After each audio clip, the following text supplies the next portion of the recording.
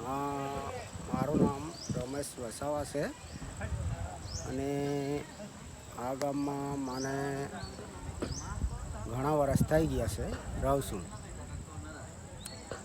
આ ગામના લોકો મારે કંઈ ક્રેડિટ બી નહીં અને મને કોઈ માનતું બી નહીં.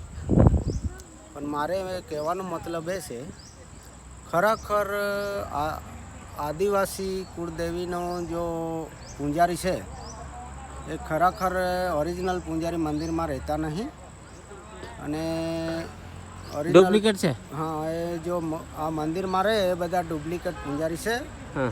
ઓરિજિનલ પૂંજારીને મંદિરમાં રહેવું જોઈએ અને એને ઓળખવું જોઈએ એવી મારી નમ્ર વિનંતી છે. તો આ જો પૂંજારીનું નામ મેં કહું, ભીમસિંહ પૂંજારી છે. ઓરિજિનલ પૂંજારી આદિનાથી અને ઓરિજિનલ પૂંજારી છે ભીમસિંહભાઈ છે.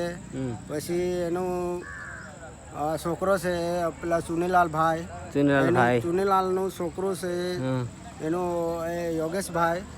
અને ઉપડે પૂંજારી છે આપણું, એનું ઉપડે પૂંજારી મેન આ છે તો એનું છોકરો છે જગદીશભાઈ. બરાબર.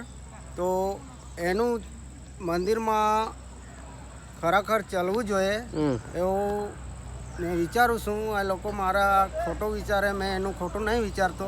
પણ ખરેખર આપણે એમ કહેવાનું છે કે આપણે આદિવાસી પરિવારમાં કુળદેવીના જંગલોથી નાશ કરતા આવ્યા એમાં પહેલા આપણે હતા. તમે હતા ને? હા, હતા. બરાબર ને? તો તમને કેમ કાઢી મૂક્યા? એ કાઢી મૂક્યા નહીં, એટલું બધું મેં કંઈ જાણતું નહીં. પણ પૂંજારીને કેમ? પૂંજારી ઓરિજિનલ પૂંજારીને ઓળખે, માણસો આવે છે ઓરિજિનલ પૂંજારીનું નામ શું છે? ભીમસિંહભાઈ. પછી એનો મોબાઈલ નંબર છે? એનું છોકરાનું નામ છે ચુનીલાલભાઈ. એનું છોકરાનું નામ છે યોગેશભાઈ. પછી ઉપડે પૂંજારી છે આપણું, એ મંદિરમાં હાલમાં રહે છે.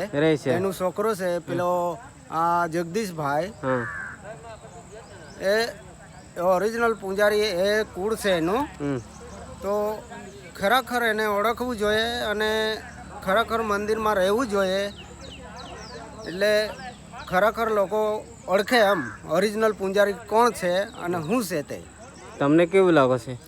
તો મારે હવે મારે કહેવાનો મતલબ એ જ છે કે એ રે ઓરિજિનલ પૂંજારી મંદિરમાં રહે અને માણસો એને ઓળખે એવી મારી નમ્ર વિનંતી છે. શું નામ છે તમારું? મારું નામ રમેશ વસાવા, દેવ મોગરા.